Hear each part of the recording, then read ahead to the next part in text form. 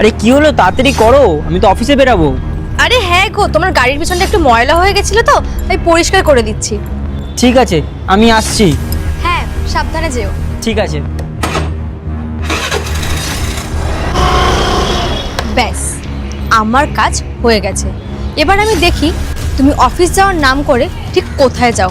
তোমার গাড়ির পিছনে আমি ব্রেকটা রেখে দিয়েছি।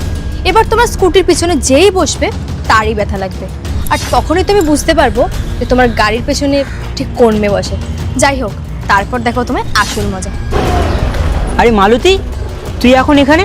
আমি তো তোকেই খুঁজছিলাম। সাহেব, আপনি কোথায় যাচ্ছেন? তার আগে দেখতে চাই আপনি কাকে বেশি ভালোবাসেন, আপনার প্রিয় মাকে নাকি শয়তানকে? যদি আপনার প্রিয় মাকে ভালোবেসে থাকেন তাহলে এক্ষুনি চ্যানেলটি সাবস্ক্রাইব করে একটি শেয়ার করে দিন, আর অবশ্যই কমেন্টে লিখে যান আই লাভ ইউ মা। আর যদি শয়তানকে ভালোবেসে থাকেন তাহলে এসব কিচ্ছু করতে হবে না, এক্ষুনি ভিডিও থেকে বের হয়ে যান। আরে আমি তো তোর জন্যই এখানে ঘুরছি, যাতে তোকে নিয়ে আমি হোটেলে যেতে পারি। না না সাহেব, আজকে যাব না।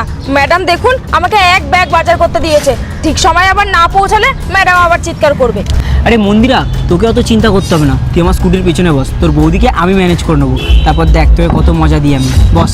ঠিক আছে, আপনি যখন এত করে বলছেন তখন চলুন। বস তুই।